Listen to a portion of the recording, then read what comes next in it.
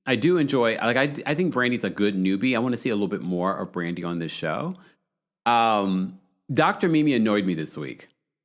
She definitely annoyed me this week because she's telling people not to be taking up and not choosing sides and things like that. And it's very clear what side she's chosen. Anyone else? I was just like, and look, I'm not on either side because I can see where Toya can be problematic and Heavenly is problematic. And I've been telling you, I feel like Toya and Heavenly are cut from the same cloth. I feel like they're the same person. But that's me. Okay?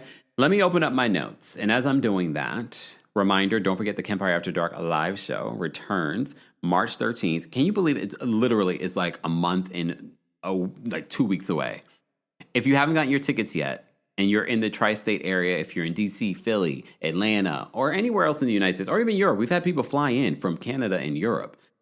If you can and you want to make a trip to New York, get your tickets for in-person. There's meet and greets available as well. And as I mentioned before, this is my only show of 2026, or at least my only New York City show. I'm not going anywhere else. Okay. All right.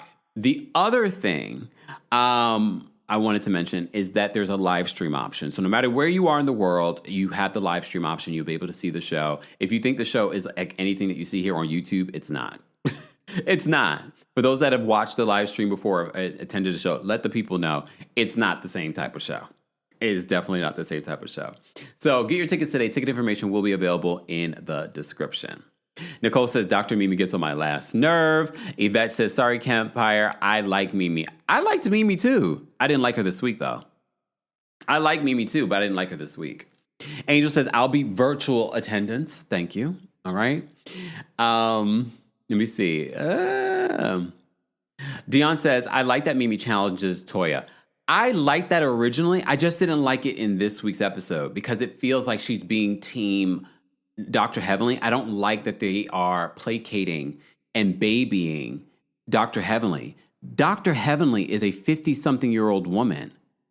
Dr. Heavenly is asking to represent thousands of people in her district. So if it was just Dr. Heavenly doing Dr. Heavenly, I might feel a little bit differently. However, this woman is asking for you guys to vote for her so she could be a leader in Congress. Excuse me? It doesn't land the same. Okay? Okay? Oh, Asia, for a second there, I read your comment. I was like, wait, what do you mean ice? Asia says, I love you, Kempire, but I don't like ice. I'll be virtual. She's not talking about that ice, y'all. She's talking about the literal ice where you could slip and slide. Well, Asia, it's in March. All that might be gone. But it's okay, Asia. You get your virtual ticket. I understand. Okay? You never know. It might be nice and balmy by March 13th. Let's hope, right? So I have a lot to say, but before we get to that, Dr. Heavenly, as you know, in last week's episode of Married to Medicine, arrives, and everyone's just like, oh, you came? Because she made it seem like she wasn't coming. And she wasn't coming because of the argument that she got into with Simone. And she told the network, she told production she wasn't coming because she was scared of Simone. Simone was unhinged. And Simone was like, you can't use terminology like that when it comes to a doctor with a medical license. Oh, no, you do mean ice. Oh, damn. Damn.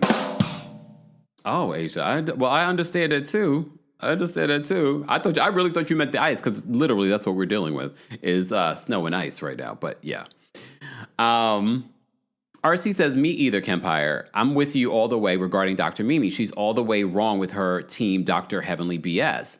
And I didn't see that with her before. And I get it. I get why she doesn't like Toya. But now you're like team Dr. Heavenly? You're babying Dr. Heavenly? Exactly. Singer did say, Kempire, why isn't the snow melting at all? Snow, are you okay? I want to do that. I'm going to go outside and look at the snow. It says, are you okay? Get out of here. It's starting to warm up a little bit in New York. But anyway, I've digressed again. So Dr. Heavenly arrives. Okay. Heavenly says that Quad told her that Simone was spreading lies about her. She had to come and defend herself. Here's the thing. I have to break down this fourth wall for you guys. Dr. Heavenly is saying that Dr. Heavenly wanted to have this sort of like arrival. She wanted to spread the narrative that she wasn't coming. Oh my gosh, Dr. Heavenly's not coming on a group trip. So she wanted to have this big entrance. Oh, look, here I am. According to Dr. Heavenly, Quad was telling me everything that Dr. Simone was saying about me. Did she lie? Okay. Did she lie? No. So Jackie has a convo with Simone. Jackie annoyed the hell out of me too, y'all. And I'm just going to be honest with you. Watching this, I kept on saying to myself, Dr. Jackie, shut up. Shut up. And I respect my elders, but no, shut up. Sometimes you got to tell your elders, shut up. Sorry. Dr. Jackie tries to have a conversation with Simone, and she says she has to play the middle. She doesn't want to choose a side. Okay, I understand maybe not choosing a side. She didn't witness what happened between Dr. Simone and Dr. Heavenly. But when you watch the tape back, literally, Dr. Jackie was on Watch What Happens Live, and she still was playing the middle. How are you playing the middle when you saw what played out in the video, in the footage? Like, how are you playing the middle? It was very clear that Heavenly was the unhinged one. And look, we know Dr. Simone can lose it and she'll scream and stuff like that. But in that moment, Dr. Simone was right. Dr. Simone did not yank her, did not push Heavenly. She literally moved her arm and she'd even cuss at her. She's like, get your hands off of me. She didn't even cuss at her. And she's calling her aggressive. She's calling her unhinged. She's saying that she's scared to be around her. And then you are running on a platform. I have to always bring it back to politics. You want to run for Congress, you got to be held accountable, Dr. Heavenly. Then you're running on a platform about young black men being harassed by the police. It's also some of that harassment is because of Karens in the street making false accusations. You play these reindeer games thinking, oh, it's reality television, but people need to pay attention. People need to pay attention. You can't sit here and say one thing on reality television and say, oh, it's reality television that millions of people see, and then say that your platform is to help people. So that, especially when it comes to police brutality and things like that, save it. I'm calling you out on your BS. Because you know what? You're raising money, you're taking people's money, and I don't know if you're 100% really believe in what you're saying. I don't know if... Look, I'm not going to do a Matt Rogers and tell people not to donate to you, but I'm not, personally. Because I'm seeing one behavior on this reality show, and then you're talking this other mess. So which one is the real one? Which one is the real one? But okay. Exactly. Nicole says, Mrs. Daddy is the one unhinged. Without a doubt. All right. So Dr. Jackie's trying to play the middle, still playing the middle. And I saw that on Instagram, Dr. Simone was calling Dr. Jackie out for still defending the devil. Jola says, nah, Heavenly, tired of this woman. I just don't like the hypocrisy. It'd be one thing if she was just doing reality television, but now you're trying to represent thousands of people in your district, and you are doing the complete opposite on this show. Kayla says, all skin folk ain't kinfolk, so stop it, Heavenly. You of all people, and she basically tells on herself, guys. At the end of this episode, she tells on herself. She said what she needed to say in order to get out of this trip. So you threw Dr. Simone under the bus to production and HR, basically, because that kind of language, that triggers HR's involvement. Production has to involve HR when you make those types of statements. And you're saying this on a reality show. And here's the thing. It'd be different if there was some truth to it. If there was like a blurry line, like a gray area in regards to that interaction. But there is no blurry area between Dr. Heavenly and Dr. Simone's interaction at that event. She didn't do anything to you. She didn't even cuss at you in that moment. You are a Karen. That's why I gave you the Karen wig in the thumbnail. And you're talking about protecting your district from people that make statements like you did. This is why I always say, everyone says a Karen is a white woman. I was like, no. Karen is a behavior. It's an energy, and it can be exhibited by anything or anyone. Well, maybe not anything, but by anyone. Stop. It annoys me. It annoys me because you're trying to run for political office. That is serious. This is not reality TV fodder. Ridiculous. Anyway, let me get off my soapbox. All right. So Jackie, hold on. So Jackie says that Heavenly can be obnoxious, but she knows her heart. Jackie, if you don't just shut up. Okay? Jola says, OMG, Kemp, I'm just now noticing the thumbnail. I changed it. Okay? All right. This sweater is so nice and soft. Hey, Banana Republic, give me a little promo deal. This is so nice and soft. All right. So Jackie and Simone have their moment talking about this, and she's trying to play the middle, and they get to a light moment because they've always had this running joke that they have each other's bail money under the mattress kind of thing. So they move on very quickly. It doesn't get very intense between them. So Quad admits that she told Heavenly everything, and only Heavenly can give clarity on Simone's allegations. And no, she's not the only one that can give clarification. You know who else can give clarification? Production. Okay? Production. Brandy jokes because there's gnats that came with them. They're finding gnats in the Airbnb. Brandy jokes, she's like, the flies are in there because of what Heavenly's dishing. BS. I agree, Brandy. So Toya and Simone have a conversation, and Quad and Heavenly have a conversation in separate rooms. Simone says that Heavenly did not speak to her when she got there. Toya says that she's actually going to stay here. And Simone's like, oh, she's not staying at a hotel. And Toya jokes, and she's like, no, she's staying here. She brought her luggage and her wigs. Luggage and her wigs. So Heavenly says to Quad, she's like, Simone pushed me and cursed at me. Get your effing hands off of me. But do you see what I'm saying? Like, and I get it. Sometimes in a heated situation, you don't remember the details of a situation. But to elevate this situation to she yanked her arm from you and she shoved you and she told you to get your effing hands off of me, and that never happened when they rolled the tape? Come on. What in the Karen is going on? And she's regurgitating this to Quad. Thank you so much, Rita, for donating memberships. And Dr. Payne is celebrating 51 months of being a member. Everyone say happy anniversary to Dr. Payne. 51 months. She said, I love you always. Keep it real. Shame on Heavenly.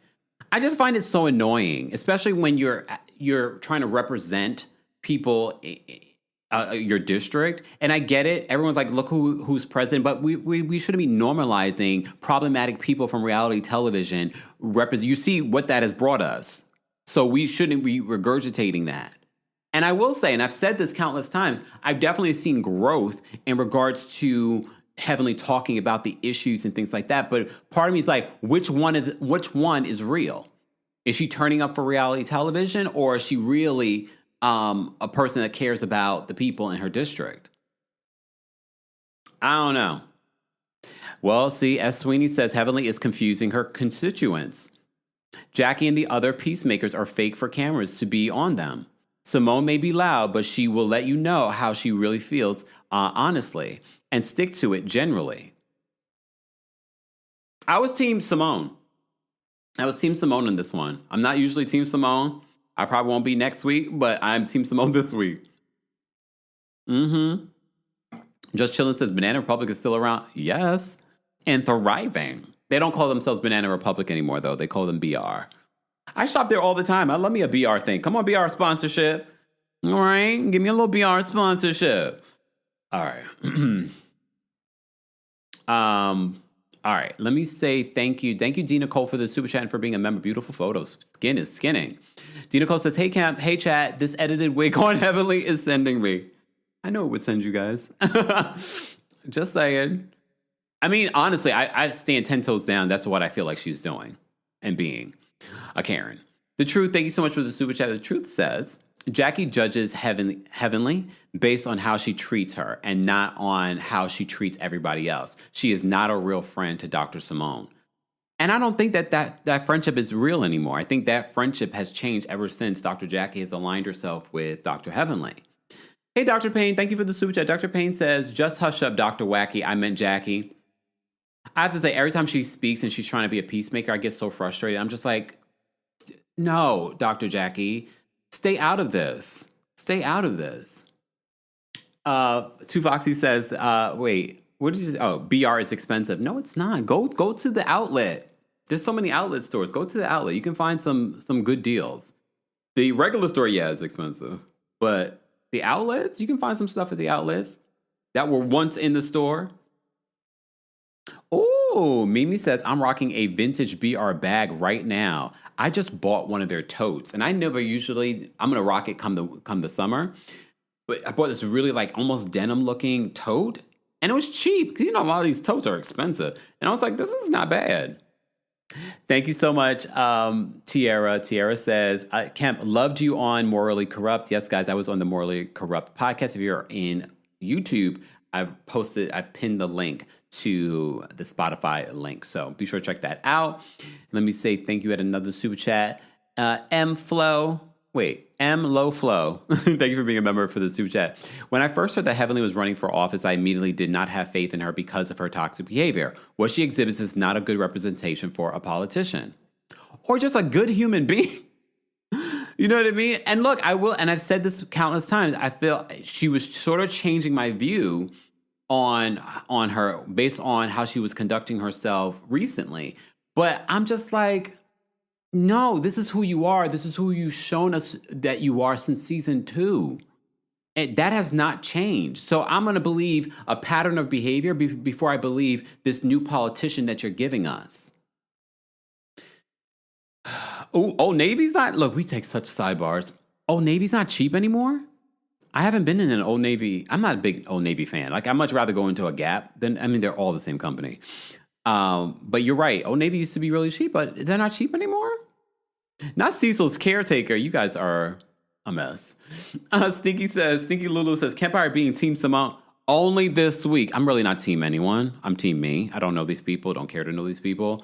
But at least on this particular topic. Okay. Just this one.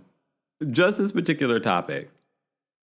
Shersa says, I'm sorry, Heavenly is wrong, but I do not like Simone. But that's the thing. Two things can't exist. We don't like Simone's behavior over the years. I don't love her generally. However, in this particular situation, she didn't do anything. And then immediately when she told Dr. Heavenly, take your hand off of me, and she walked away, Dr. Heavenly went for the jugular and brought up the issue she was having in her family. Like, what are we missing here? You know what? Antho says, I'm always Team Heavenly. Make me laugh. That's all I ask for.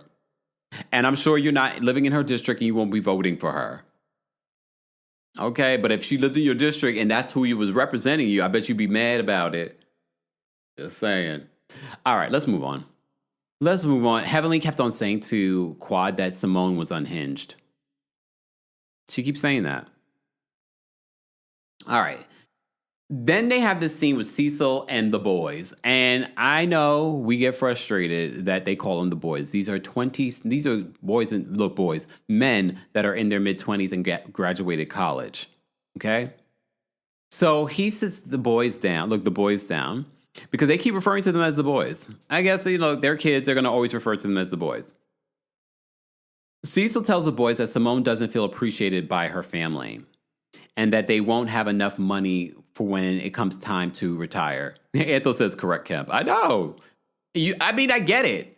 I've enjoyed Heavenly over the years too. But when you're talking, especially when we're in the space that we're in politically in this country, we can't have people going to Congress that have the same issues as the president in a lot of ways.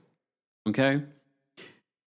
Public Good Project says that's their kids. Yes, I get it. But for us talking about their children, I think it's important, the words that we use. They're not boys, especially if you're new to the show and you're like, wait, the boys, but why they gotta grow up? They're just little babies. They're not. They're grown men that have graduated from college. Swoleston says that they act like boys. They do, especially Miles.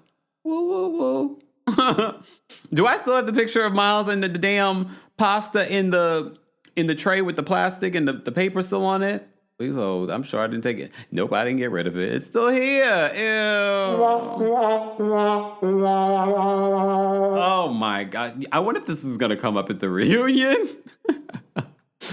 It needs to. It needs to come up at the reunion. Swoleston says Cecil is the problem. Well, based off this conversation that Cecil has with his sons, you would think that he's had this aha moment, that they are the problem. No, Cecil, I think Simone's biggest frustration really wasn't the boys. The boys are going to be boys. They're young men. She's created these monsters. Her biggest frustration was that she didn't feel appreciated, heard, and respected, and had a partner in this fight with the boys. That was her biggest issue. It really wasn't just about those boys, because she also allowed and paid for a $60,000 credit card that they were using. So she knows the monsters that she's created, but she feels like you do not have her back when she's talking about, I'm trying to get the boys off of Mammy's breast at this particular point. Okay, I'm sorry. You know what I mean? So Simone says the boys are not sensitive and are clueless to her needs. So she's fully aware. Cecil says it's his duty to show his sons the way. First, you need to know the way. I saw on social media he had to make, because he was at the basketball game with Michael, and he was talking about how Michael's going to be a sports agent. I thought he was going to law school, but I guess not. And then he was talking about how his 401k and pension are secure and blah, blah, blah. Cecil, hear me out. I understand people on social media probably say you're not working, like what do you bring to the house and things like that. Your wife is the one that makes us believe that. Okay? Your wife. Okay? It's not us making that up. It's not us making that up.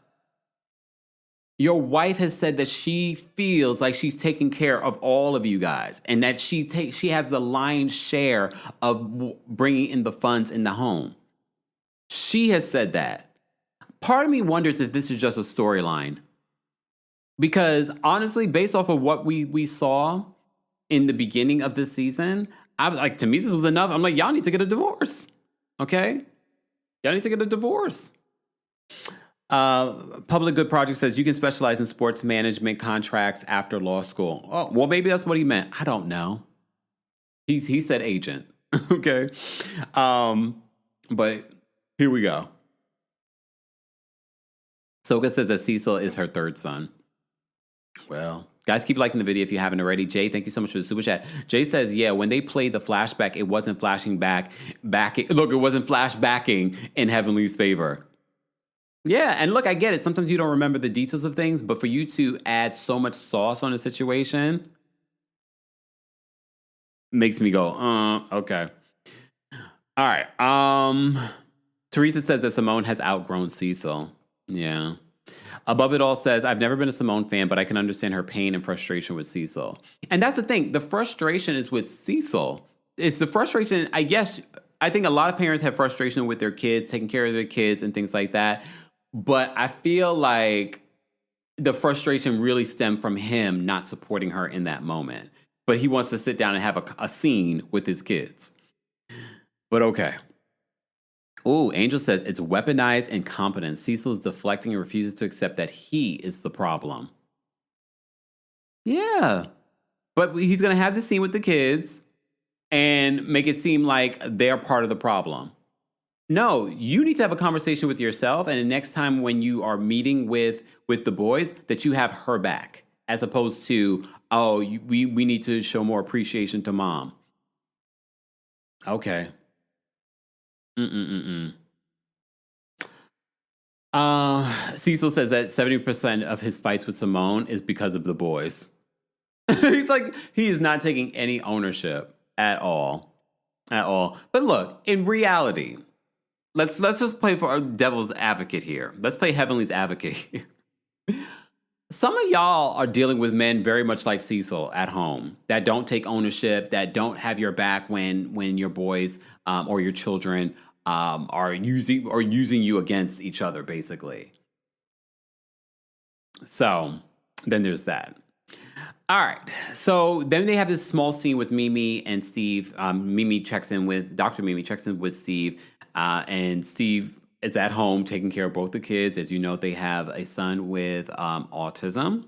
So because anytime his schedule is thrown off with Mimi not being home, he starts to exhibit behaviors that are different than normal. So he said, Steve calls Mimi to let her know, gives her an update on what's going on. So, yeah.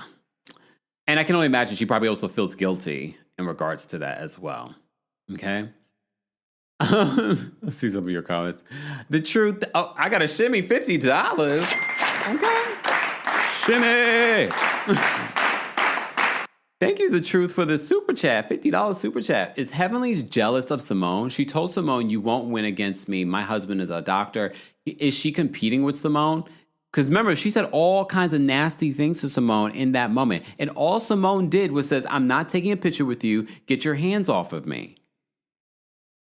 Did that warrant for you to go after her marriage?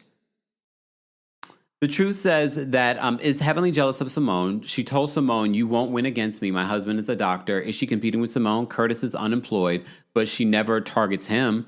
Only Cecil. Well, Curtis apparently was building homes in DR, or building a home. In DR, like he works. But she never targets him, only Cecil. Do you think Heavenly is jealous of Simone and Jackie's friendship? I think on some level she is. She likes being a rift in that friendship. I don't believe that all of them are tight-knit and they're all good girlfriends together. I definitely think Heavenly probably feels a way if she sees them getting closer. And Simone probably feels a way too, because Simone's like, you delivered my babies. We've been best friends for so long, and this show happens, and then it breaks up our friendship. And you allowed it to break up our friendship. And you're always making excuses for hellishly. Truth, thank you so much for the super chat. Jay, thank you so much for the super chat. Jay says, what is Cecil's career? I know certified gaslighter is on the resume. Real estate. He does real estate. I don't know if he's actually... Here's the thing. I don't like when people say they sell real estate, because I need to know your stats. Because you could have a real estate license and you're not selling a lot of property. So I don't know. Tiki says they're not friends. Who's not friends? Simone, Dr. Simone and Jackie, or the other way around? Okay. Suzanne says she was. That's why she broke them up. And keeps them separated. I would never understand the Heavenly and Jackie friendship. To me, I don't even think it's a friendship. It's more like maybe... I don't know. More like daughter and mom and daughter than... That's what it feels like. Very much like how Heavenly shows up to Dr. Damon Daddy. Like, Daddy. You know what I mean? All right, let me focus. So they have their group dinner. Contessa hired a private chef to cook for the group. The chef made some Wu-Tang chicken wings. Did anyone cringe when this white man said, mentioned the Klan? I was like, wait. I know it's the Wu-Tang Clan, but I was like, sir, I don't need you to ever utter the words Klan out of your mouth, okay? He's from Atlanta, so he got a little, thing to him.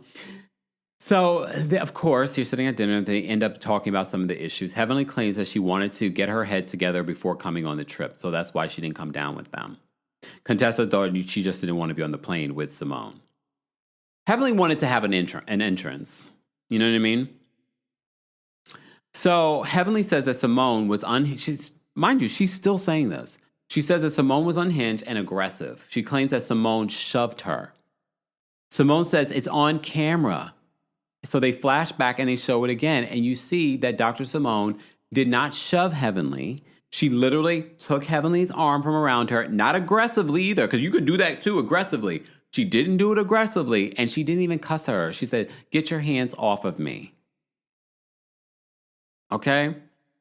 So, and Heavenly says that it's basically Simone's word against hers. Heavenly, no, it's not. The cameras are rolling. Heavenly says that Simone was hostile. She snapped, and she was unhinged. Do you hear the words that Heavenly's using? And mind you, this has come from someone that has exhibited very similar behavior, like actual unhinged, snapped behavior. And she just keeps adding more on it. Exactly. Miss Neen says, nor did she cuss. She didn't even cuss in that moment. And you know Dr. Simone loved a good cuss word. She didn't even cuss in that particular moment. Okay, Tabitha says, I clutched my pearls when he said clan. Okay, so you are my people. So I wasn't the only one. I said, don't you say that word around us. A group of black people. You know, a white man there. Okay. A True Gem says, I do not trust the dentist. Exactly. Foxy says that Dr. Heavenly is dangerous with her words. And she keeps adding to it. Oh, wait, Soraya says, the chef's cooking. Did you see how he was touching everything with his fingers? I was so disgusted. I would have starved that night. I didn't even notice that, y'all. And I probably didn't notice that because I wasn't eating the food. But here's the thing. I don't remember what he was touching, but I do know a lot of chefs will present and prepare food with bare hands, but they usually wash their hands. But when you say touching everything, what do you mean? Touching like the counters and all kinds of stuff? Because, you know, we watch Below Deck, so we know that the chefs normally will prepare with their bare hands, but they're, of course, using very clean hands. So I don't know. Oh, no. Fun Foodie Freebies said, I love your name. Fun Foodie Freebies says that chef had bloody cut knuckles. No.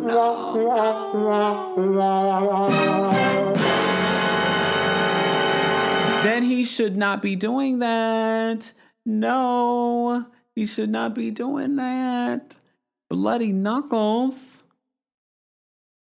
Ew, not with bloody knuckles. No. Thanks for bringing it up. Gray area said, yeah, his hand had all types of, because you guys are really looking. Yuck. Look, yuck. What? Ew, no, he should have had gloves on then. He should have definitely had gloves on. The Night Owl says, we always get such sidetracked on the craziest things, but worth talking about, of course. The Night Owl says, gloves can be cross-contamination. Gloves have to be changed frequently. As long as the hands are washed, it's good. Not with the cuts, though. Not the bloody knuckles. Thank you, Night Owl, for the clarification. That's why I'm that never usually bothers me, but I didn't notice that his knuckles had cuts on them. Ooh. All right. Now I can't go watch this episode again. I've watched it already 3 times. Okay. They said, yep, the knuckles were cut up. Amelia says, that's cross-contamination. That is gross. No, not a Band-Aid in sight either. Lord. Okay, exactly, CJ. We talked about this, and we're going to revisit this. CJ says, Heavenly admitted that she used the words to use and what to say to get out of coming on the trip with the women. It wasn't just about Damon Daddy's birthday. But here's the thing. For someone, again, running for political office, for someone that's so educated, you don't realize using those types of words is not just going to, first of all, she did not want to get out of the trip. She did not want to get out of the trip. Heavenly sees a camera and she's ready. She does not want to get out of the trip. But she claims that's why she used those words. But you don't think it's going to have ramifications for Simone? And I'm pretty sure they probably didn't even, they probably did a quick HR investigation, looked at the footage and like, Heavenly, that didn't happen at all. All right, let's move on. Because I want to talk about King and Quad. Okay, because we have a new update. Okay, we have a new update in regards to the Quad and King breakup of it all. People are speaking. The friends are speaking. Speaking of Heavenly, all right. All right, so Heavenly, Heavenly says that it's her word against Simone's. Heavenly says that Simone was hostile. She snapped and unhinged. Jackie tries to keep Simone at the table because Simone's like, I'm not doing this. I'm not listening to this. Simone wishes Jackie would stand up for what's right immediately. Toya involves herself in the conversation and she tries to defend Simone, and she says the language that Heavenly, in regards to the language that Heavenly used, and she's a doctor, like this could hurt her reputation. Toya says that Heavenly is the one that's aggressive. Is the one that's aggressive. So Mimi gets involved, and Mimi tells Toya not to interject. And she cites, this didn't happen yesterday when they were having a conversation with Simone. Here's the thing. I get where Mimi's coming from, but at the same time, I'm glad someone at this table is saying it and not babying this grown woman. She says that Toya wants to get Heavenly upset because Heavenly and Toya are the same. They are trying to produce a television show. Always. That's their perspective on this show. Or we call him Kirk now. I mean, that was always his name, but Kirk King. Anyway. So Heavenly denies putting her hands on Simone. So Toya's just like, I'm confused. So did she randomly touch you? Oh, wait, no, did she randomly push you? She's like, this is not making sense. So Dr. Simone just came out of nowhere and pushed you. Because Toya was saying, well, you were the one who put your hand around her first. The Night Owl says that Heavenly has been a producer for years. Everything she does on the show, I view as performative. Agreed. And if you watched her recaps over the years, she's not doing them on her channel anymore. She's doing them with Carlos behind the paywall. However, based on her performance on the show, I don't get her running for political office. But TBD. Agreed. Look, agreed. Erica says... Hold on, Erica. Erica says, can't wait. Simone do on the show every week. Get her in trouble. Her default is aggressive. Ms. Parker says, Heavenly and Toya are really bad producers then. It's not good TV. Especially when you can see them producing. So Toya brings up, did she randomly push you? Heavenly denies putting her hands on Simone. So did she randomly push you?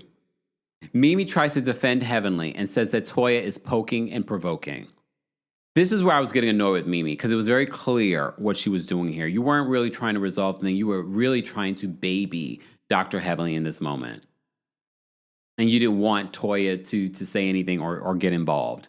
But you're filming a reality show and you may not be used to this. You're probably used to your practice. But this is a reality show and this is what they do. They all get involved in everybody's stuff. But I appreciated what Toya was saying in the moment because she was right. And nobody else was saying it. T says that Mimi had an agenda. Hey, Sasha. Sasha for sure says, just want to say I'm happy to be here and comment. I appreciate your updates and style. Thank you. I appreciate that, Sasha. All right, moving on because I want to get to the messy stuff when it comes to Quad and Kirk King. Kirk, as everyone's calling him. Kirk. I mean, that's his name, but yeah. All right. So they pull Heavenly to the side to have a conversation with her outside. Okay. Brandy asks Heavenly if she understands how her words could tarnish Simone's reputation. And she says in her confessional, like, we have medical license. Things like this could put that at risk. And Heavenly has always said that on this show, but also when she reviews the show. She's the one who's always said that. So Heavenly insists that Simone was hostile. She was hostile. Jackie asked Heavenly if she can say to Simone that I know that you're hurt. I was hurt too. Heavenly says that everyone keeps saying that Simone is going through so much, and then she whispers and she says, "But I'm going through so much too." Okay. Jackie starts crying.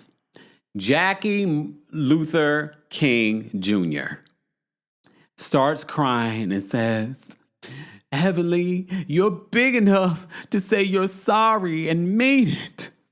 Okay? All right? You're big enough. And then she's like, I know it's got to be hard. Not knowing where your baby is. That's got to be the most painful thing.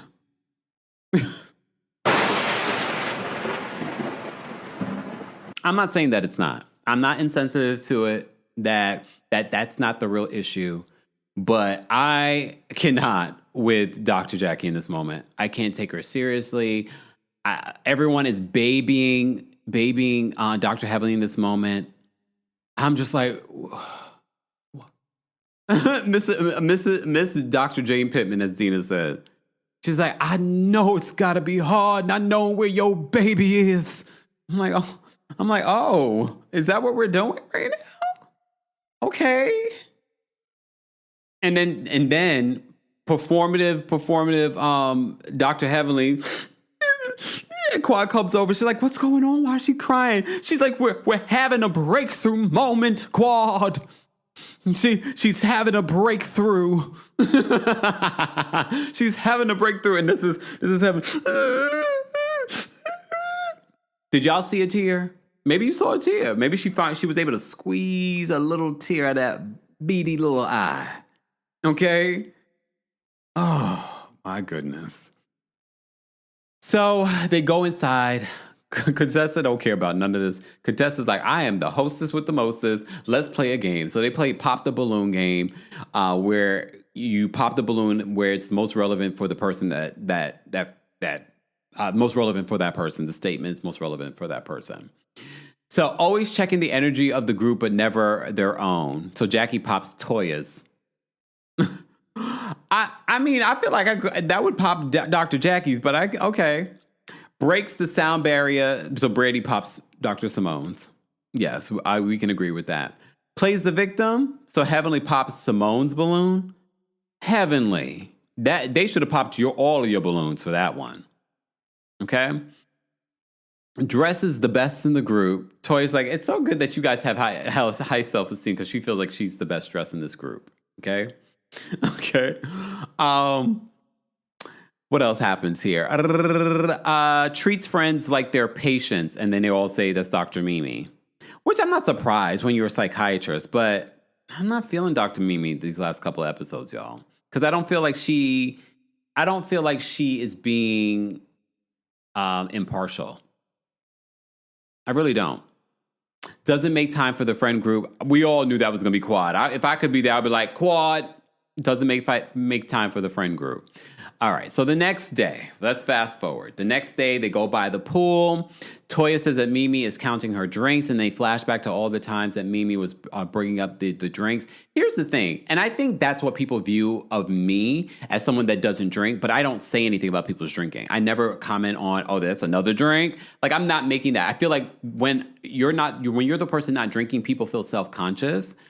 So I think they view people like me that don't drink like Dr. Mimi, that's actually mentioning all the time that you're taking a drink. But Dr. Mimi says she's made an observation that Toya with wine, she's fine. But Toya with tequila is something else, which we've said for years. But I wouldn't like Dr. Mimi counting my drinks either if I was a drinker, right? You wouldn't like that, especially when they show all the time she makes comments about it. I wouldn't like that. You know what I mean? And I don't feel like we're looking at Toya like Toya has a drinking problem, right? But I don't know. I'm kind of looking at Dr. Mimi a little bit. Sash says that Dr. Mimi's on Toya's head. Which, honestly, there's so much to be on Toya's head about. I just feel like it's feeling a little forced. It's feeling a little forced for me. Tiki says, bye, Mimi, just bye. We see your autism journey. Thank you for sharing exit stage love. Well, it doesn't work that way. She's got to be there for this full season. Desiree says that tequila gets to everybody. Does it? Like, I don't know. Singer says that, but Toya likes tequila. Okay. Gloria says, yeah, but Toya be drinking though. Yeah, she does. She does. Linez says that she's been apologizing for years. Rita says Mimi has enough on her plate. She needs to mind her business. Look, I don't mind, again, Toya chiming in on the Simone and Heavenly stuff. I don't mind when people chime in, but it's so clear she's trying to weaponize. I hate to say this, but I'm going to say it. I feel like she's weaponizing the fact that she's a psychiatrist on the group. Like, oh, I am the expert at something like this when it comes to conflict resolution, so I can navigate and be the voice of reason in everyone's battles. I don't know if I love that. Dolores says that Dr. Mimi's telling the truth. We know that she's not good with tequila. All right. Ocean's Dreaming says, I know my drinking lane. Wine, I'm fine. Vodka, someone getting cussed out. Well, note to self, Ocean's Dreaming, if you come to a live show, speaking of which, Kempire After Dark returns March 13th here in New York City. So if you're in the tri-state area or you want to be in New York City, get your tickets. There are meet and greet tickets available. If you enjoy hot topics like this or shows like this, we will be talking about them explicitly. Okay? And spilling tea. And I'm sure you will have tea to spill as well. There's also a live stream option as well for those that can't make it to New York City. So get your tickets today. All right? Ticket information will be available in the description. And Valentine's Day, guys, is right around the corner.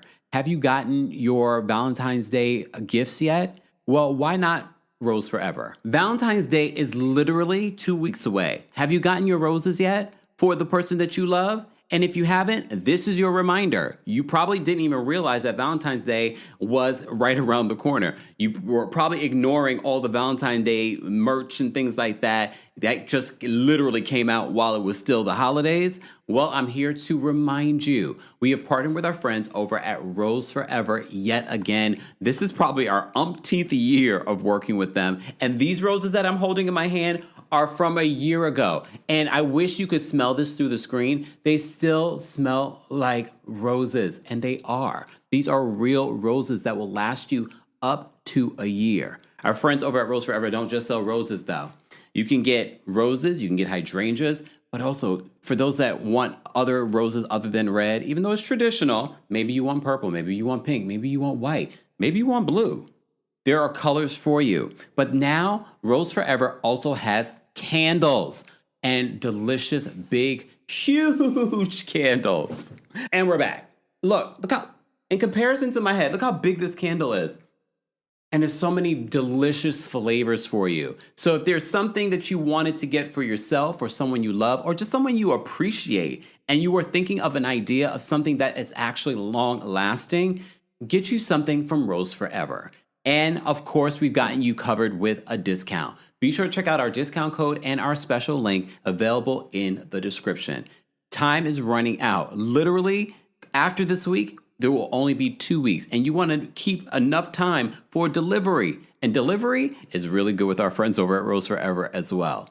Get your Rose Forever, something that will last you and something that people will look back at and like, oh, I remember the person that got me that. And they got me that last year. It's still beautiful. It's still luxurious. Get you something today. More information, again, will be available in the description along with your discount. Thanks to Rose Forever. And reminder, guys, it literally is less than 2 weeks away. So go get your roses today. And shout out to those of you that have gotten roses and still have your roses from last year. I mean, it's great. I still have some of the rose behind me with the heart. That is from last year as well. Last year's promotion. Thank you, April. April says, Kemp's ad rolls be smooth AF. The live reads and the recorded spots. It's like a commercial. Thank you. You know, we setting up our own daytime talk show. Look.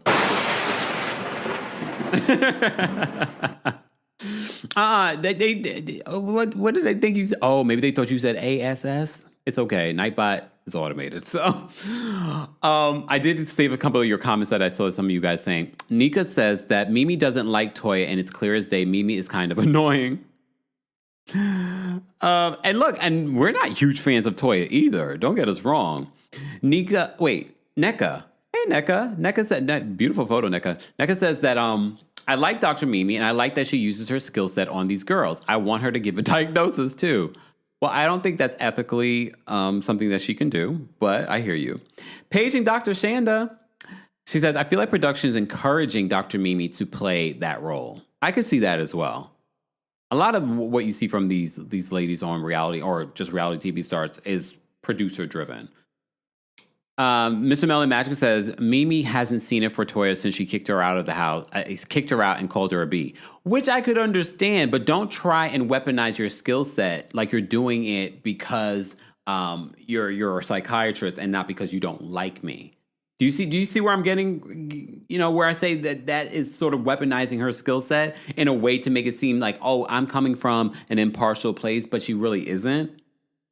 I don't like that. And I like Dr. Mimi, but I just feel like, it feels like you're weaponizing that you have this skill set, but you clearly are biased. Delicious said, that's patronizing. I wouldn't want to be around someone like that for too long. Dr. Mimi better be careful before they ice her out. And I don't think they should ice her out, but I don't like the behavior. Demi in the city, thank you for being a member for the Super Chat. Demi says, Angel and Brandy haven't given anything in 9 episodes. I still like Brandy. I think Brandy has potential. But Angel, look, Demi, thank you for another Super Chat. Demi says, does anyone remember how Quad met King? They've been knowing each other for what I see since 2019. She modeled for his company as well, and Cynthia. Oh, I don't know. But they were in a relationship for 2 years. So I don't know. Nicole, thank you so much for the Super Chat. Nicole says, I'm seeing more and more why Dr. Hell's son went ghost. Knowing her, she said something nasty to him with her venomous mouth that she can't take back. Well, she did say that she was pretty nasty to him. She's a Scorpio mom. Where are the Scorpio mom kids out there? That wouldn't shock me. That would not shock me at all. Tish, thank you so much for the Super Chat. Tish says, and for being a member, I was so disappointed in Mimi. I get that she doesn't like Toya, but as a therapist, I expected her to be fair and unbiased. The show is revealing her true colors. Right? Okay, so I'm not alone in regards to seeing that. I do feel the bias. And that's the thing. Please understand, us defending Toya in this particular instance doesn't mean that we do not see that Toya is just as bad as Heavenly in a lot of ways. Your fine ass auntie. Thank you so much for the Super Chat. Please, it's Black History Month, not Dr. Jackie Luther King. You heard what she said. Miss V. Thomas, thank you so much for the Super Chat. Jackie knows why the cage word sings. May Dr. Angela rest in peace. I still love me some Dr. Angelou. Some of my favorite interviews that Oprah has done have been with Dr. Angelou. T, thank you so much for another Super Chat. T says, I don't care that Mimi doesn't like Toya. I care that she is targeting Toya while ignoring Heavenly's flaws. Clock them both. Exactly. 100%. Perfectly said. Guys, we're almost at 500 likes. Before we continue on, I am going to drop the call link because I know you guys probably have thoughts on the whole situation with Kirk King and Quad. Well, all of Quad's people are speaking out. We're going to talk about it in just a second. I'll timestamp it for the replay crew as well. All right. Kirk was a chauffeur. Doesn't he own a chauffeur business? Car business? I never understood. Wasn't a Tommy? I never understood his business. Or I just wasn't invested. I didn't care about that relationship. Okay, we're going to get to it. We're going to get to it in just 1 second. Let me just drop the call link for our general audience. Please hold, y'all, while I do this. All right. As I do this, guys, don't forget to like the video. Easy free way supporting not just my channel, but other channels as well. We have over 1,000 people here. We can definitely get to 500 likes. Members of the channel, I'm dropping the call link for you. If you're not a member, become a member today at TheKempire.com/join. Okay? All right. And don't forget, you can also hear our recaps on the Kempire podcast. You can hear our recap of the Karen Huger one-on-one interview on the Kempire podcast. While you're there, don't forget to give us a 5-star review on Apple Podcasts and on Spotify.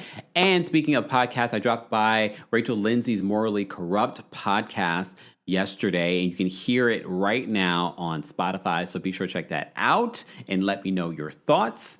11 minutes to your staff meeting. Cancel it. No, I'm playing. Ooh. Look, I'm playing. All right. But you know we run long. Why would you schedule Why would you schedule a staff meeting today? Well, I know normally we're not live at this time. So it's my fault. Fine. Okay? Fine. Wait, Big Sexy on X says she doesn't like Toya. Instead of standing on that, she makes snarky comments about her. I get that Toya can be a lot, but be for real, doctor. I agree. So I'm not alone in feeling how I feel about Dr. Mimi. Because if you watch our recaps, I've liked Dr. Mimi. And I felt like Toya was unjustly critical of her in moments. But now I'm seeing something else and I'm like, Deborah says, did King take his car back? I don't know. Have y'all seen her driving around in the Rolls Royce? Can someone in Atlanta report back? Report back, please. All right. So they play the game. Who cares? They're by the pool the next day. Toya says that Mimi is counting her drinks. Mimi says that Toya is fine with one, but the tequila is something else. With wine, I'm sorry. And Heavenly, they decide to have the conversation with Heavenly again about her relationship with Simone. They're trying to mend the fences. So Heavenly tells her side and how it all started. And Heavenly's the one who mentions Toya. She mentions that Toya was the one taking notes at the political event. And so she knew it was coming from a negative place because Toya wasn't involved. So she's already mentioning Toya. Okay? Ari, beautiful photo, Ari. And thank you for being a member. Ari says, not Kemp making Jackie sound like Harriet Tubman, but yes, she is annoying playing this peacemaker role. It's tired. Come on, that's the way I heard it. That's the way I heard it. Oh, wait, what? Real House Husband says that car is in King's mom's name. Are you serious? Are you being funny? My guess it was leased. Probably. You know how they do. You know how they do. All right. So Heavenly says that she knew what words that she had to use to separate herself from the group. So she knew what words to tell production in the network so she wouldn't have to fly down with them. Or you could have said, instead of throwing Dr. Simone under the bus and saying that she was unhinged and aggressive, you could have said, you know what, I have a conflict, I will come down the next day. But you wanted to be dramatic. You wanted to be a Karen. And this is why I say I'm so concerned that you are talking about defending people against Karen behavior and police brutality. And this is what you're doing on this season of Married to Medicine? Okay. So Toya then decides to chime in about why she has issues with Heavenly. And Mimi says, we're getting off course. So Mimi starts to interject and say, Toya, don't get involved. We're trying to mend the fences between them. We're getting off track. So Mimi says that Toya likes people in chaos because she's chaos. Well, I have to agree with her there. Come on, right? Come on. Yeah. Right? We can agree with that. Toya is chaos. She likes chaos. But so does Heavenly. See why they're so similar? So Simone and Heavenly have their own conversation while everyone else is arguing, okay? Simone says that Heavenly's language was defaming. Simone doesn't feel like Heavenly is her friend. Heavenly says that she didn't mean to hurt. This is where Heavenly gets into her baby voice, like she's talking to Dr. Damon Daddy. She's like, Simone, I didn't mean to hurt you, but I was hurt. But I was hurt. She says that it hurt my feelings, that you said that we're not friends. Simone is not falling for it. She says, I can be cordial. And look, they've had their ups and downs, and we know they've had their ups and downs. And she says, but she has both eyes on Heavenly. I wouldn't blame her. You're making these types of accusations to production about me and on television, and you were standing 10 toes down on these accusations up until this pool. Even at the pool, you were still making these accusations. So you really do owe her an apology at this reunion. Five Wisdom says she just be lying. Yeah. All right, I'm done talking about the episode because I feel like I didn't even have to go from scene to scene. It's just about Heavenly and Dr. Simone. If you guys had to rate this week's episode of Married to Medicine from 1 to 10, how would you rate it? I thought it was an okay episode. I'm going to give it a 6. It wasn't bad, but I'm like, what's happening here? Okay. Sexy Brown Bone says, not Sexy Brown Bone, says Dr. Mimi is a cool lady, but she definitely has to turn the therapist off with the group like stop. Yeah. Come on. Nisha says, not the voice, Kempire. That's what she was giving. You know how she talks to Dr. Damon Daddy? She turns into like this little girl. And it's weird. You need to go to therapy and not try and run for Congress. Like real therapy. I see you guys are rating it 6, 5, 7, 4, 8, 7, 7, 5. Hey, Melissa's watching on Facebook. 6, 7, 5. So you guys are about the same. I'm seeing an average of like 6. Not bad. LH Nails gave it a 2. Well then, Arcade Intelligence, thank you for becoming a member. We see you. All right, thank you guys so much let's get to 550 likes and I'll drop the call link for the general audience. Before we get to callers though, we did a separate video yesterday. So if you want the full recap with all the visuals and things like that, then you can go watch yesterday's video. But we've already told you, we what was it, like 3 weeks ago? We went through, during our Married to Medicine recap, we went through Quad's Instagram, and I was like, I don't see any photos of King. And then we all like, okay, we probably will find out during the season or at the reunion that they had broken up. Well, King decided to reply to a comment on social media and say, I left that situation. That was an accident. He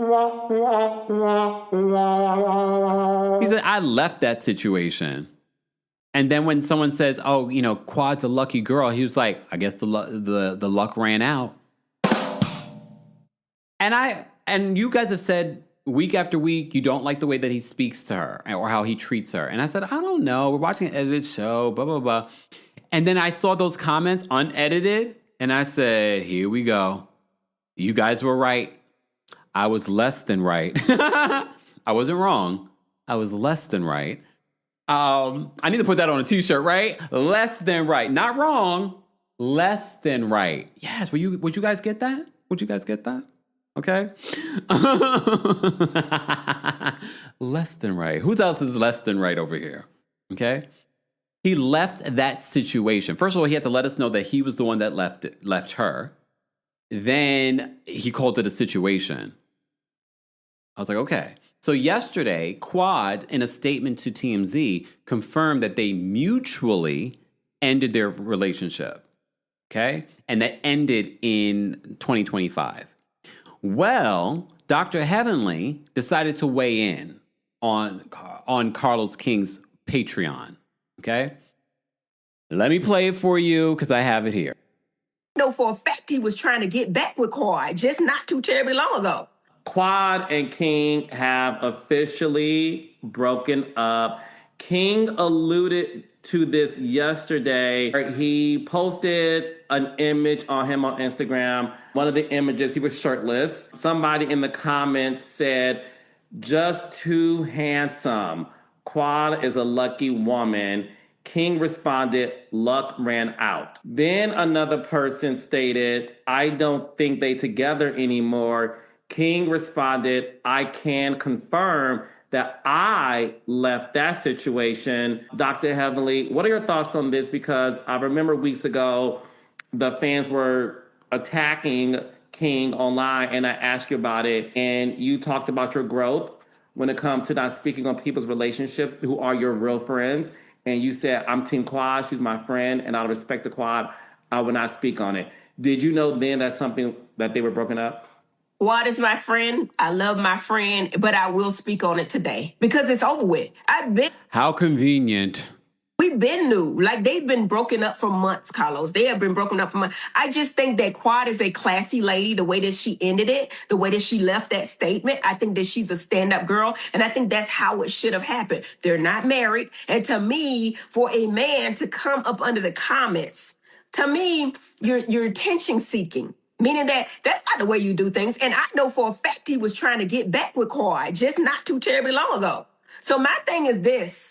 I'm not going to try to give it too much because it looked like he's trying to get attention, but I don't agree with anything he's doing. I don't like the way he's doing it. And for me, I have to look back at the beginning. Why was he there for the fame? And, if people are there for the fame and they get a little bit of it, they can't handle it, And I know for per Quad that he's still trying to hang out with. Is she speaking from experience? Just saying. People from the show. He's trying to hang out with, Yandy's husband and stuff like that. The people that he don't even know. We already know. Stop spreading misinformation. Yandy and Mendices were never married, and they're not even together anymore. No, because of Quad. Go back to where he was before. Let her go back to her life, and then they move forward purposely and in goodwill. My whole thing is, yes, they have broken up. Yes, I've been knowing for months, but yes, I think that he handled that all wrong, and I think that he definitely wants to get. Pause. I agree, Tish. Why do you have time to be doing a Patreon when doing an election that you're serious and passionate about takes all of your time? I don't know how you have time to do anything else. So Tisha says Heavenly should be focusing on her election. How does she have the time to go on Carlos's show every week? I added the every week part. You tell me. Andy's husband and stuff like that, the people that he don't even know, he wouldn't know because of Quad. Go back to where he was before, let her go back to her life, and then they move forward purposely and in goodwill. My whole thing is, yes, they have broken up. Yes, I've been knowing for months, but yes, I think that he handled that all wrong. And I think that he definitely wants to get back with her, and he definitely wants attention. So we're not going to give him much of it. I definitely think he was intention singing. Well, under that particular video, King says, keep my name honest and yours stay protected. What do you mean by that? He got some information about Dr. Heavenly? Do tell. We're all listening. Heavenly, say something else. Look, say something else, Heavenly. Say something else. I want to know. Don't you want to know? King then also says, don't use your friend. Look, I will say this about Heavenly. I definitely think she uses her friend. I don't think she's loyal. The only person that she's loyal to is Dr. Damon Daddy. She will use, and her family, she will use all of these women for whatever. Okay? Well, guess what? Funky Dineva, who's also friends with Quad, spoke out. So that's partially why I was late. I had to upload this so that you guys could see this. So take a listen to what Funky had to say. And we're playing this under fair use. What Funky had to say, and shout out to our friends over at No Chaser TV who grabbed this from Funky's channel. It ain't have nothing to do with going to Ghana for no IVF. It ain't have nothing to do with he didn't want no more babies. It ain't have nothing to do with nobody cheating on one another. It was none of that. It was none. Here's the thing, though. If it was none of that, if it wasn't the IVF journey and things like that, I will say, after watching this earlier, I said to myself, then if it's none of these elements that Funky's bringing up, it made me think, so was this a real relationship? Was she really going to Ghana for these treatments?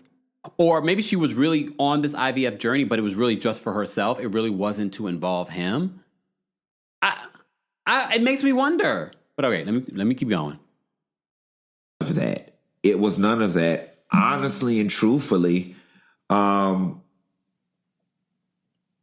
without me violating my friend contract, it just simply didn't work out.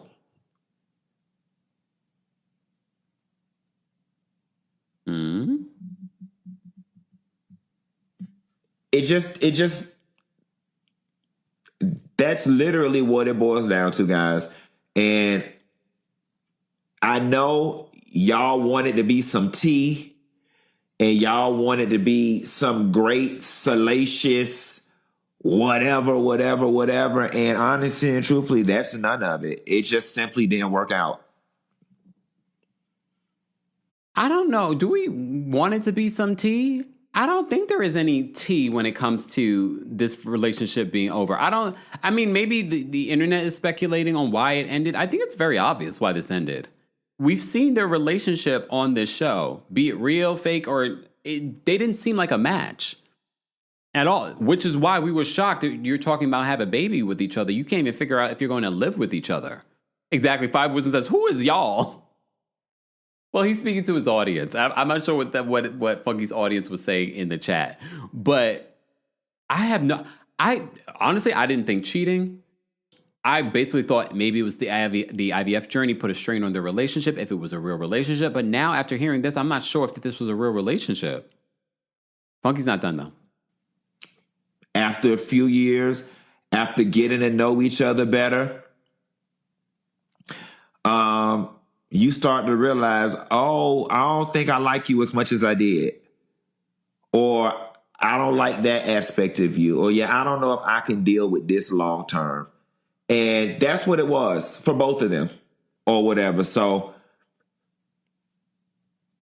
Miss B. Wood says having a baby, and especially with the process that they were taking is serious. They weren't having serious conversations like was he really committed in the process? That's why I'm saying something's not connecting for me in regards to that, because that is a very serious commitment, and you guys can't even commit to where you're going to live. Mind you, we're going to see more about their relationship play out this season. Remember, Curtis makes a comment about them, not living the whole look. They're not living in the Christianity way by having a baby outside of wedlock and all that other stuff. And we said, Curtis, please stop. All right. Sexy Brown Bone says, after you start IVF process with a new boyfriend is crazy work. Makes me wonder if it was even real, because so many people, when I reported on this breakup, were like, yeah, the contract is over. And I was like, it's kind of giving that. It's definitely kind of giving that. You didn't have him sign an NDA, though?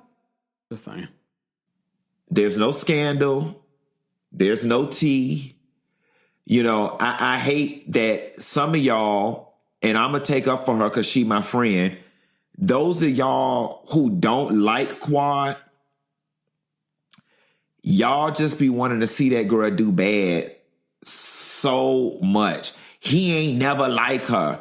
Like, damn. Like, how is that? I have to say, I feel like Funky's misinterpreting when people said he ain't never liked her.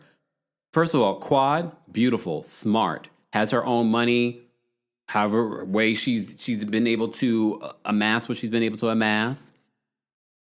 I think when people say that he's never liked her, it's based off the show and how he's treated her on the show. It's not because she doesn't deserve it. I think that's why people were like, why is she with this man? She could get a man that's going to be more doting and loving and supportive and wants to have a baby with her. I think that's the way people are taking it, not the way that Funky's interpreting. But that's the thing. Everyone's going to interpret people's comments differently. the girl not worthy of being liked. He ain't never like her. Y'all just be wanting to see people do bad so bad. Like, no, he liked her. He liked the beauty. He liked the fame. He liked the riches. He did. He liked her. He did a whole lot. And she liked him back a whole lot. And then it just didn't work out. And so I will say this for, it not working out. Good thing y'all didn't have no babies. You know what I'm saying? Because God knows we don't need to be bringing no babies into no broken homes and bringing no babies into no mess or whatever. But God knew what he... Hence why I keep saying, why would you be wanting to have a baby with a man you can't even figure out what house y'all going to raise that baby in? That made no sense to me, especially this is not 20-something-year-olds making a decision. We're talking about 40-something-year-old grown people. And I'm not saying that grown people don't make stupid decisions. They do. They do every day. But it never made sense to us, hence why so many people felt like it wasn't a real relationship. It also makes me wonder, though, I have to call a thing. It makes me wonder if her going to Ghana really was a thing that she was doing for the baby thing.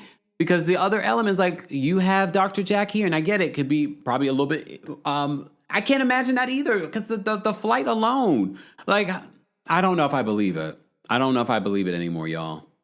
But look, we will never know. The contract is up. What will be Quad's storyline next season? Will Quad go it on her own? Will she continue the IVF journey on her own?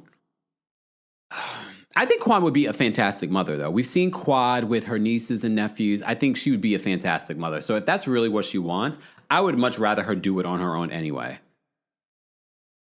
So there's also amazing babies out here that want to be adopted, especially black babies. So then there's that. I'm not telling you what to do. You do what you want, but here we are.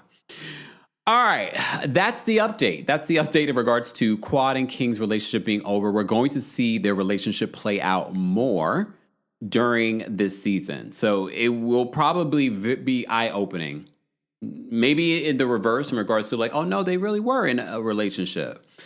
But I don't know, y'all. You, if you're part of the replay crew, be sure to let us know your thoughts and opinions. We're gonna get to some callers, and then we're gonna wrap up our Married to Medicine recap. Be sure to like the video if you haven't already. We're almost at 600 likes. I am gonna drop the call link for the general audience as well. So let me do that right now. Before I forget, shout out to our King's Guards. Be sure to thank them, guys, for holding us down. You know, we have over 1,600 people here. It's not easy managing 16 people, but 1,600 people. But you guys make it very easy for our moderators when you're not being problematic, right? Don't forget to get tickets for the Kempire After Dark, a live show March 13th at the Green Room 42 here in New York City. Let's sell out this show. We usually do, but you New Yorkers and tri-state areas, you drag your feet to get the tickets. I get it. You don't want to come outside. But it's important for especially Black people that are trying to sell shows in New York. It's important that we sell out shows, so that other venues in other cities, you want me to come to other cities and things like that. It's important for you guys to show up and show out, including the live stream. And we set all kinds of records with the live stream. I hope we can break the record this time around. Okay?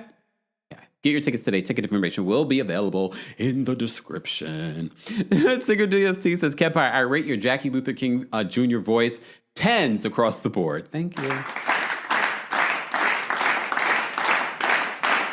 Sometimes I think I should have been an actor as opposed to whatever this is. Sid, thank you so much for the super chat. Sid says, I'm so behind in the live, but your Jackie Luther King impression has me down. Laughing face emoji. I did not plan that, y'all. A lot of this stuff just comes out during the live, okay? Demi, thank you so much for another super chat. Demi says, something about this smells like Phaedra. Oh, shoot. Like a fraud? Auntie the Diva. Oh, wait. Auntie? Autumn the Diva. Thank you so much for the super chat. Autumn says, when they were on live and he said that he was from Mississippi and she said that she didn't know that he was from there, she told me everything. What? They were together over a year, mind you. I did. Autumn is referring to King and Quad being on live and she didn't know that he was from Mississippi. And they were together a year at that point? Oh, look.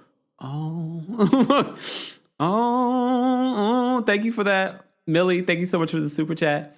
Millie says, I think Ghana was just for the egg retrieval. Yeah, I still don't know if I believe it, though.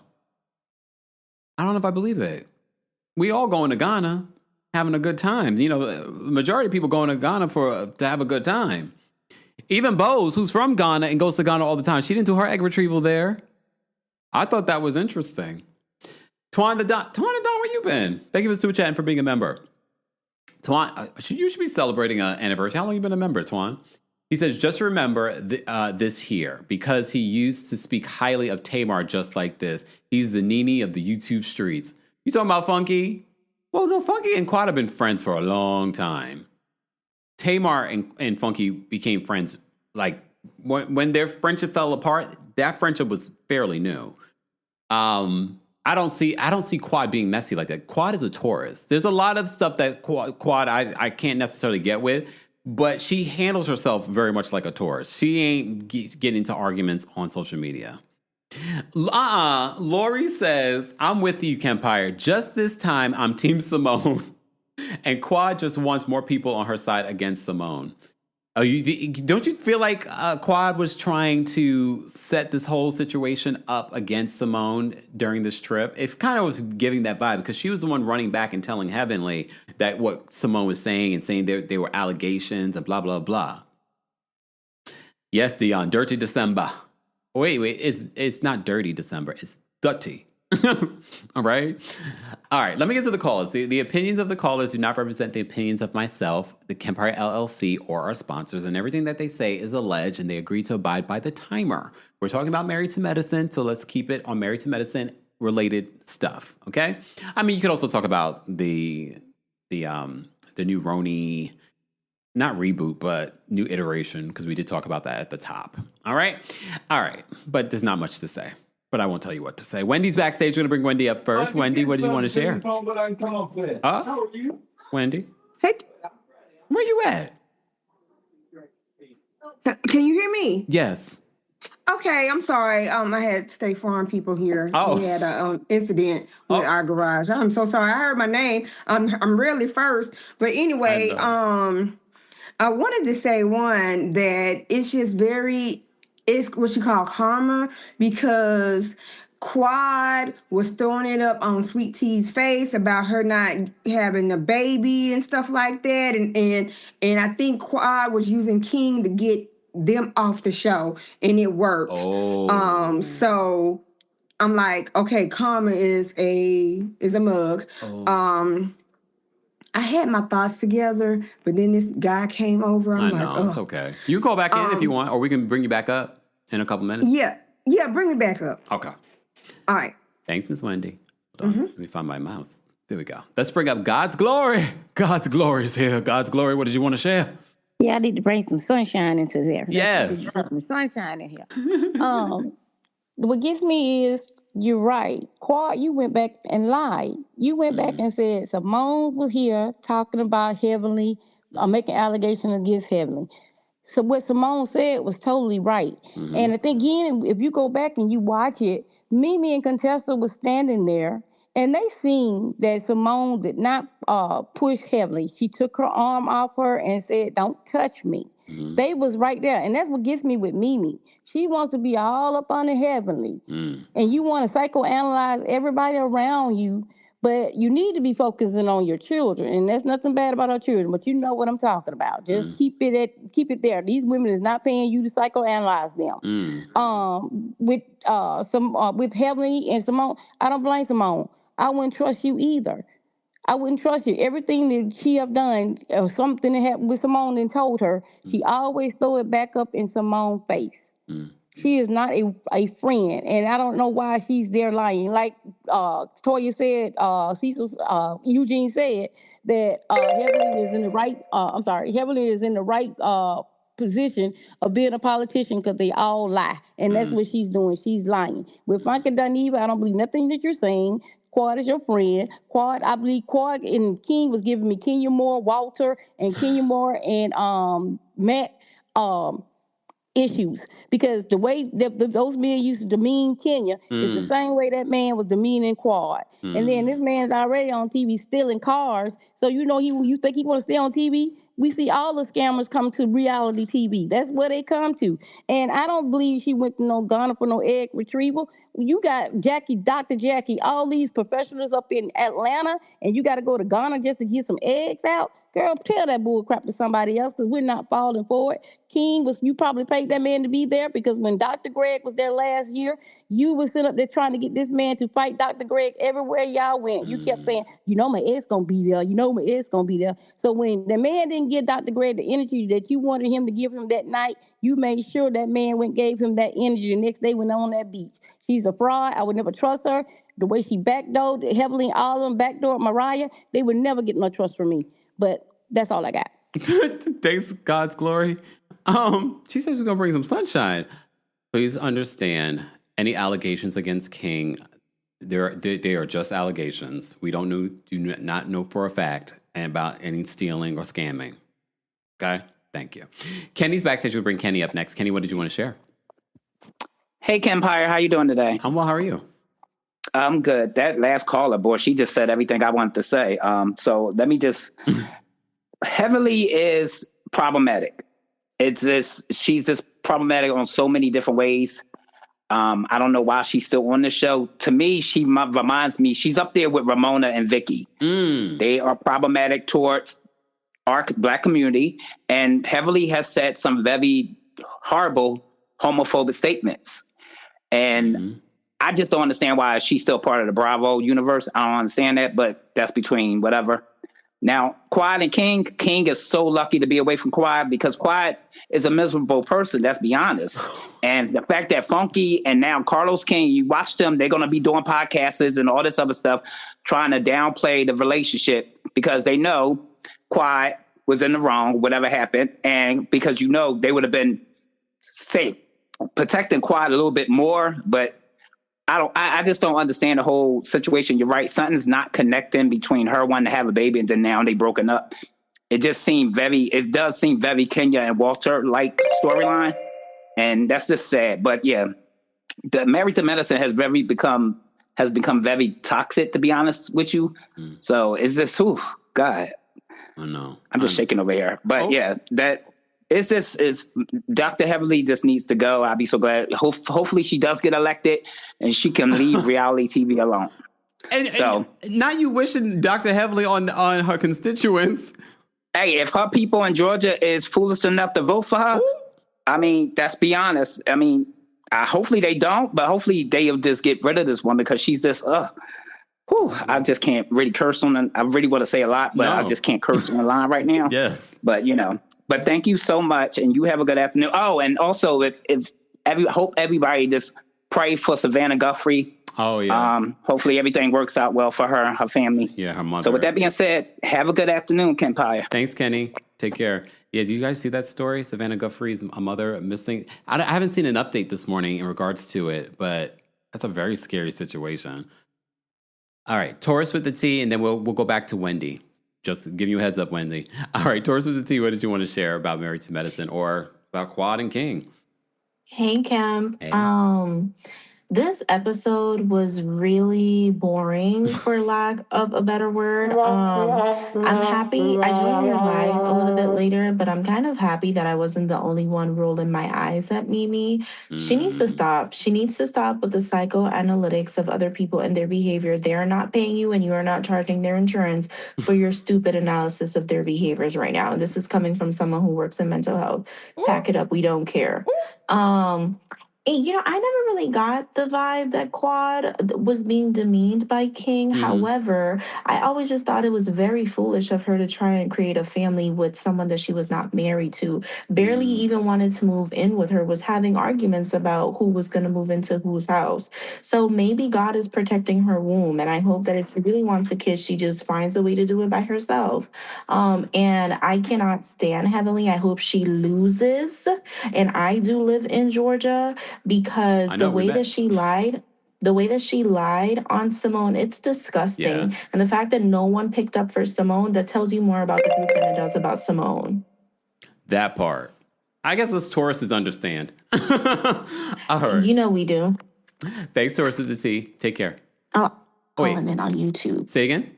Oh, all right. Wendy's backstage. We're going to bring Wendy back up. Wendy, are you ready? Okay, I'm going to be real quick. Okay, so now I remember. Okay, Dr. Heavenly, if she's running for office, it is going to be very funny that her opponent, if they have a debate, that every time he can use clips of how she acts and responds to people and how she likes to call people your mama and all that kind of stuff. It would be just really funny to see that.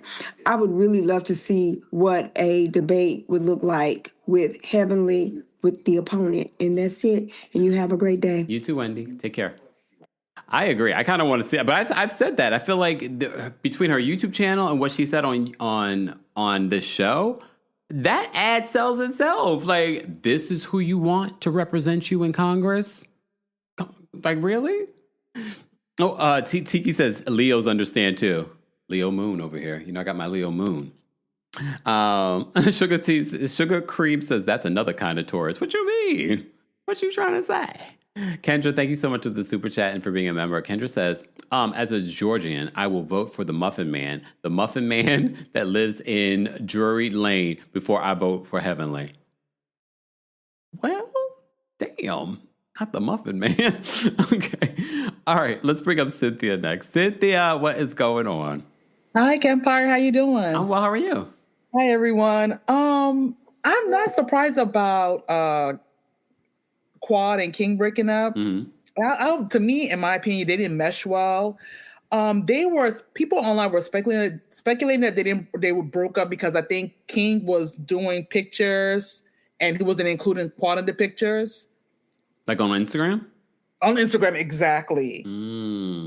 And Kempire is Dirty December. Oh, Dirty. Sorry.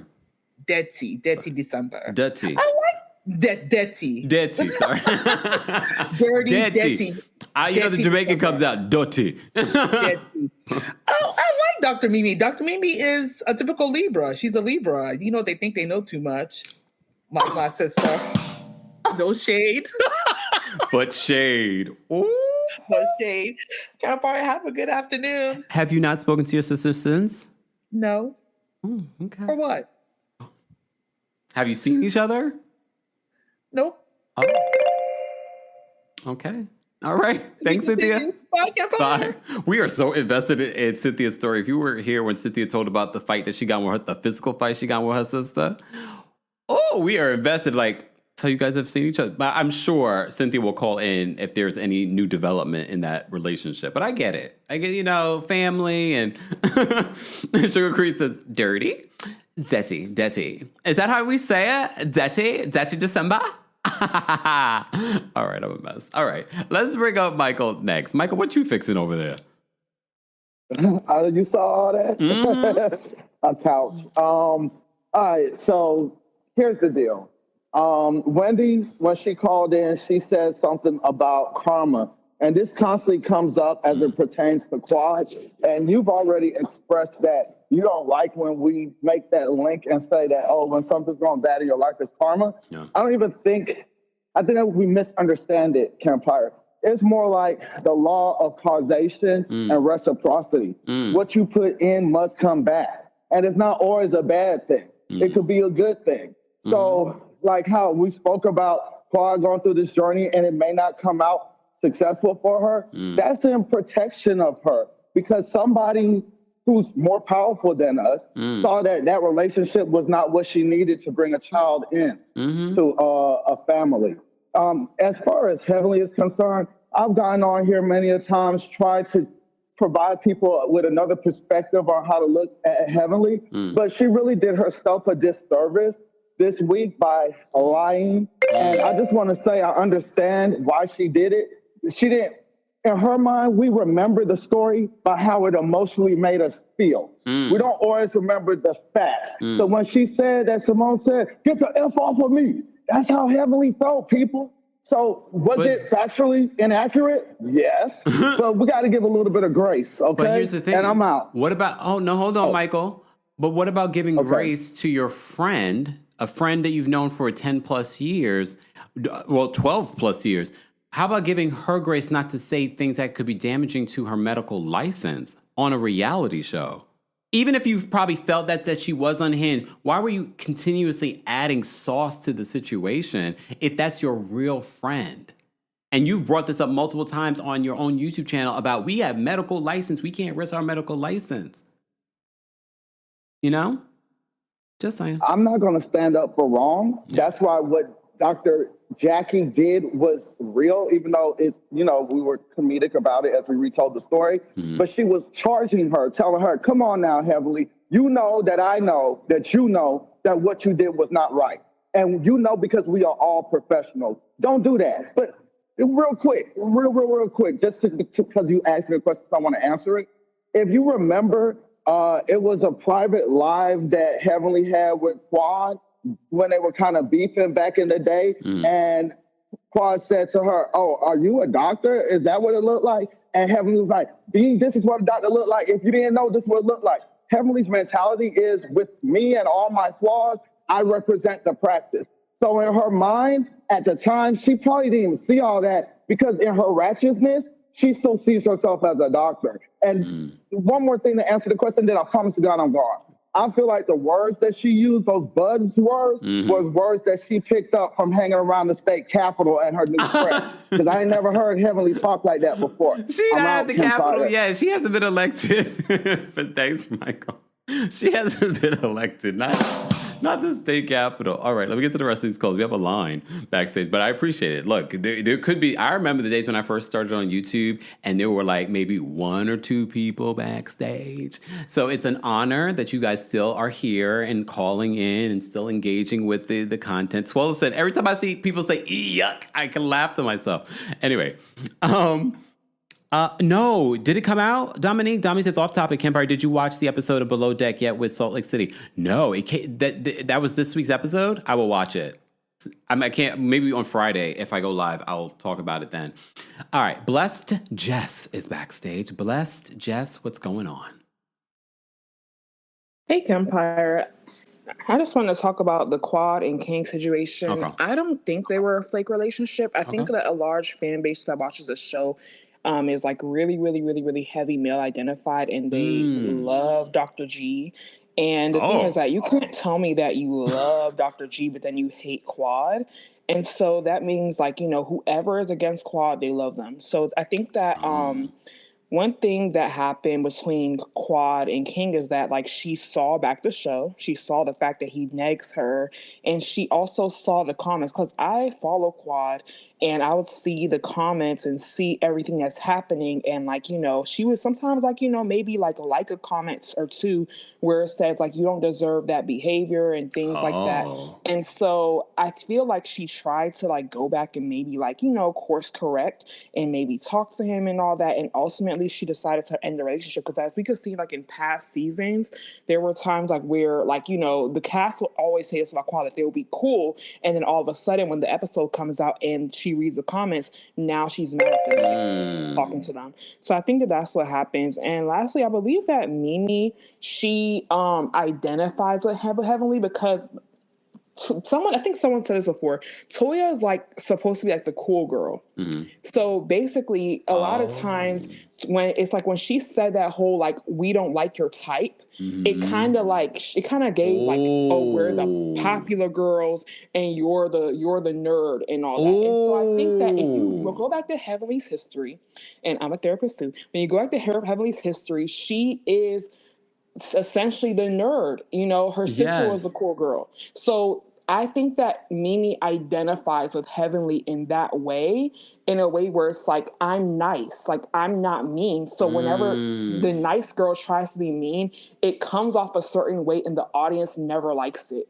So I think that that's why she's really honing in on Toya, because Toya essentially, like, the thing is that the popular girl can always see, like, a bit of the geek, or like I don't want to use the wrong words, but like they could see that aspect of them. And she has her education, and she uses her education a lot of times. Like, you know, when you're a therapist, people tend to always think you're you're basically doing it all the time. And I've had it happen with me. So I think that a lot of times people do see that aspect, and they're just kind of like, you know, it's like, if you could be giving advice, but then it comes off as like, you know, don't diagnose me and everything. And I think that that's what we see going on with Mimi and Toya. But that's all. That is deep, Bless. I can see that now. I'm like, oh, because I'm like, why is she defending Heavenly like this? But you're right.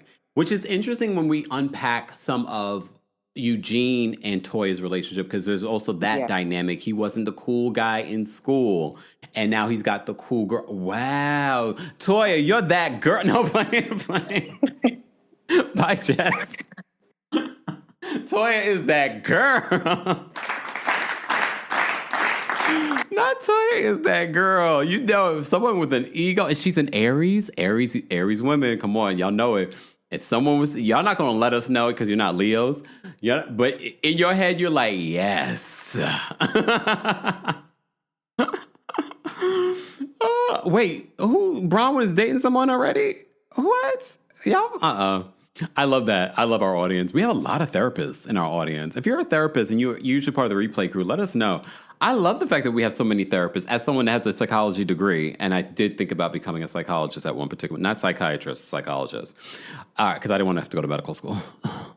All right, Toya's backstage. We're going to bring Toya up next. Toya, what's going on? Hey, Kempire. Hey. How are you? I'm well. How are you? I'm good. I wanted to talk about Cecil and his conversation with the boys. Like, what was the purpose of that conversation? There seemed to be no resolution, no resolve. Like, I thought they would at least come together and say, let's do something nice for your mom so she can feel that we care about her and really feel love. Like, let's get her a room full of roses when she gets back, and candles and all that good stuff. You're right. Like, nothing.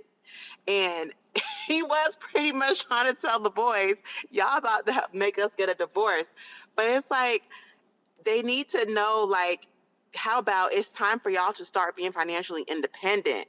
Mom wants to reduce her spending. People just think sometimes just because you do well financially and you're going to be fine when you retire. And that's not the case. Like, you really have to downsize. Like, I know so and you have many to plan. people. Yeah, I know so many people in their 70s, Kempire, that are retired but still looking for part-time work. So I understand this lady where she's coming from. She wants to retire early, but she can't do that because she has 3 grown people that she's taking care of. You're right. I'm glad you pointed that out, because you're right. It did feel like a non-scene. It felt like a filler scene, like some people are saying in the comments section. Because what was the resolution? There really was no resolution in that. It was, let's go out to eat and make sure daddy's paying, probably on mom's car. I don't know. Their joint account. Right. Like, I feel bad for Simone, but again, the signs had to be there. Like, that's the man that you chose to marry, and your kids, like, those are the kids that you raise that want to be like rich white people who can just eat off their parents forever. And that's just it's not the reality. Toya, thank you so much for calling in. Thanks, Kempire. Have a good one. Bye-bye. You too. Bye. I'm glad she brought that up. That's a very, very valid point. Shout out to the therapists that are in the building. Hey, Chloe, licensed therapist here. Chloe's a licensed therapist. Chargé says, I am a counselor. Hey, Chargé. We also had Taurus with a T who just called in, licensed therapist. Shout out to all the licensed therapists. I know the job you guys have is not easy. Woo! How did you guys unpack after a day of listening to a lot of people's trauma? I don't know how y'all do it. Kat, thank you so much for the super chat and for being a member. Kat says, hey, Kempire, I really enjoy your recaps. I love Brandy. She seems to be a real one. I love her energy on the show. I agree. I'm some people don't, I think people are basing it off of maybe like this week's episode because they didn't see a lot from her, but I feel like she's giving a lot for a friend of, more than what's her name? Angel Love. I was going to call her Princess Love. But yeah, that conversation with their children, I felt like, there really was no resolution. What was the point of this? You trying to put the blame on the boys and not take any blame? And what are we going to do for mom? Like, how are we going to make a change? What are the action steps that we're going to take? Maybe that's another scene that they're going to show us later. I don't know. I would hope so. Deborah says they go to see a therapist. Well, I would hope so. And someone said drink. I know that's right. Here goes LH Nail says, unlicensed therapist here. I'm a nail tech. I know that's right. Those nails are good though. Okay, let me bring up Kookie. Hey, Kookie. Hey, Kempire. I feel like I'm on an island by myself because that's okay. I do feel like Simone was aggressive. Okay, let's talk about it. It's just like, I feel like if a coworker did that to me and all I did was like put my arm around them, even if we had words with each other and you kind of picked my arm off and you threw it off and you were angry with me, even in that moment, Heavenly says, don't push me, don't push me. She, in that moment, felt pushed. And I wanted to highlight that because that's how she felt. Like, I don't feel like Simone actually pushed her. I feel like she just removed her arm and threw her arm off, which I feel like, we just went at it. I felt like Simone was justified in how she reacted and Heavenly was justified in how she felt. But I do think given their, the dynamics of the show, they're Black women, I would have hoped Heavenly would have, even if she really felt that way, she would have refrained from going around town toting about, Simone did this, Simone did that. I would have wanted better from Heavenly on that front. And then the other thing is with Mimi, and I'm not a therapist, but I was in therapy as a child for 10 years. I went into foster care, and it's a requirement in Illinois that youth attend therapy, and I was in it for 10 years. And after that, I would be kind of like psychoanalyzing everything. I would try to deal with everything. I would detach emotionally and try to talk about it intellectually, but like in a therapist kind of way. And I think Mimi does that a lot. Like, she detaches so she doesn't get upset, but then she has to like intellectualize it in a therapeutic way. So I think that's kind of like what I'm getting from her. But yeah. Okay, and apparently this ain't Phaedra says you're not by yourself, and we don't know how she grabbed Heavenly's arm. Okay, that's fine. Everyone has a right to their opinion. Okay, thanks, Kookie. Thank you. All right, let's bring up viewing. What's going on? Viewer viewing? Are you frozen? Oh, I'm here. Hi. Hey, how are you? I'm at work. You were focused. You were working. It's been working. a long time coming. I have not been able to call in because I've been busy. But anyways, Happy New Year. I know we ain't supposed to be saying that anymore, but it's my first time Who says talking to you that? in the I'll new take year. it. I ain't seen you since the New Year. You know, so I was wondering, like, the whole core of this, I think, is Simone looks at what's her name? Heavenly. What is her name? Heavenly? Quad. Oh, Quad. Quad. I think she looks at Quad and thinks this is how alimony could look for me if I divorced Cecil. And so what really is happening is she is projecting some of her anger and frustration in like a low-key shade form. You know what I'm saying? Talking about VIN numbers and stuff. She's wanting to see, like, if I divorce this man, how many potential Bentleys, Teslas, and all that could he buy, with alimony? Because I don't think they have a prenup. No, they've been together since like college. Yeah. So, and then Dr. Heaven. Oh, you keep going. Okay. You're my last caller. Dr. Heavenly, I think the reason why I hate using the term bully, but I think why she is the way she is has a lot to do with their childhood and being locked up in that room. With no windows. And I think one of the things that she doesn't talk about is maybe the effects of the bullying that she either witnessed or was succumbed to by her mother or her sister, and so I think in essence she tends to pop off just like potentially her mother or her sister have in the past. And so I think for her, I think it's important that she be aware that she's a doctor too, and the way she carries on may be something that she can be held accountable for too. But then again, look at who we have running our country right now. So if I had to pick between him or her, I would pick Heavenly all the way. Well, we don't even know our choices for the guy she's running with, but I would look forward to actually watching a debate between her and the other person, so her opponent. So look, she's not in our district. Maybe she's in your district. She in your district? No. I'm in Seattle. Remember? Oh yes. We don't RSVP. But thank you so much, and you have a wonderful year. You too. Take care. Thanks for calling in. Bye. All right.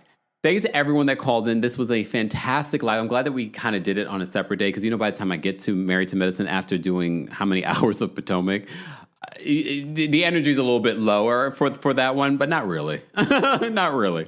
But I appreciate you all being here. Don't forget, you can hear our live recaps and special episodes on the Kempire podcast. Subscribe today, and don't forget to give us a 5-star review.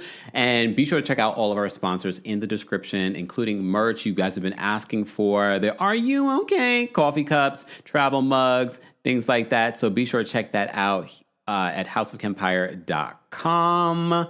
That's available. All links will be available in the description. And don't forget, the Kempire After Dark live show is happening Friday, March 13th, less than a month and a half away. So go get your tickets today if you haven't already. There's also a live stream option. Let's sell out this show together. Thank you to our King's Guards for holding us down. Thank you guys so much for all of the super chats. Shout out to all the counselors and the unlicensed counselors. Ocean Streamer says, I'm a counselor. I did hair for 25 years. Clients told me their problems all the time. Shout out to all the bartenders.